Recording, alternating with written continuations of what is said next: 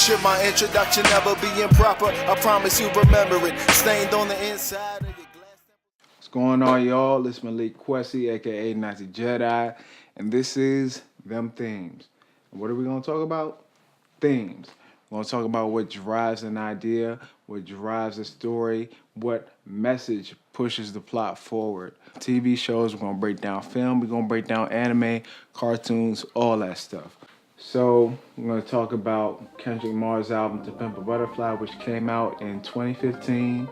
Around that time, a lot of things were happening in our society, American society, regarding police brutality. Eric Garner had just been choked out, unfortunately, by the police in New York for selling cigarettes. John Crawford shot and killed holding a fake gun by police. Mike Brown shot, killed, Ferguson, Missouri. So tension was really high in our society at this moment, and To Pimp a Butterfly just really, brought together a lot of emotion. It really helped us release, and I'm pretty sure it helped Kendrick release just as much. So I want to talk to you about the theme of what I believe the theme was for his album, and that was leadership. One of my favorite songs on the album, Institutionalized, Kendrick talks about leadership in a sense where, okay, you're a successful rapper or successful in general, you're coming up, and you have your friends or you have your associates that you've been messing with for a while, and at this point in time, you're dealing with a higher level of attention, a higher level of money. You're in a different tax bracket, let's be honest. And so, with the world all on you, the world's eyes all on you, especially as a black man in America, especially as arguably the greatest rapper of our generation, you've gotta move different. So let's talk about just corruption in general when it comes to being a leader.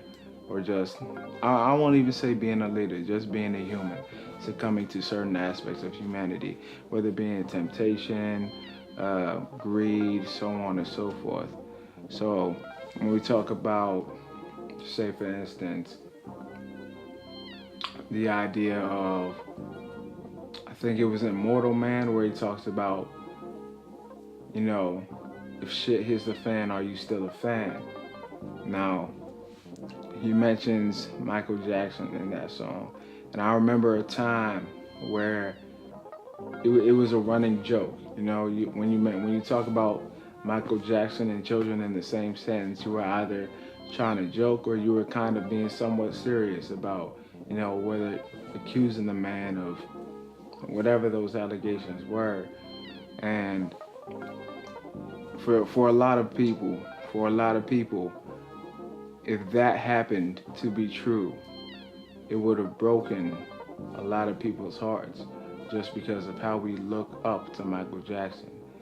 Now, yeah, he's no, Martin Luther King, he's no Malcolm X, but he's Michael Jackson. ABC 1, 2, 3, Billie Jean Thriller, Too Bad Michael Jackson. He is iconic in himself, you know what I mean? And so with that being said, imagine a world where, Michael Jackson really did that.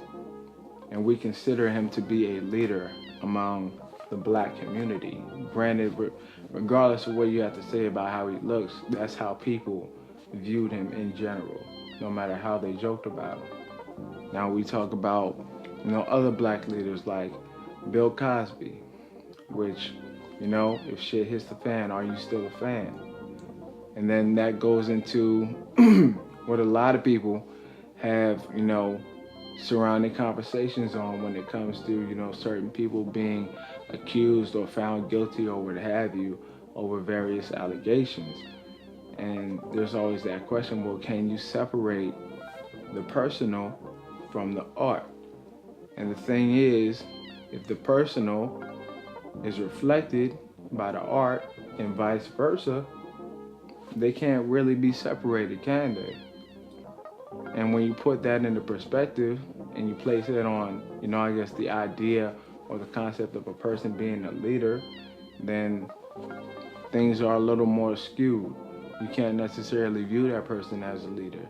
Their reputation starts to crumble, and these are actual fears that Kendrick Lamar has. When you think about the song Black of the Berry, in the opening bars, you can hear him saying, they want us to bow down to our knees and pray to a God they don't believe. Now,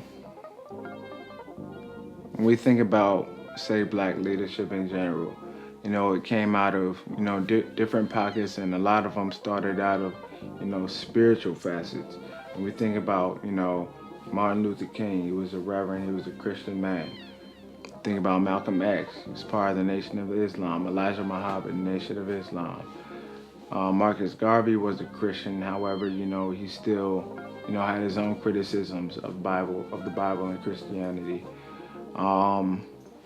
Just in general, when you think about leaders, a lot of leaders sort of, carry a sense of piety.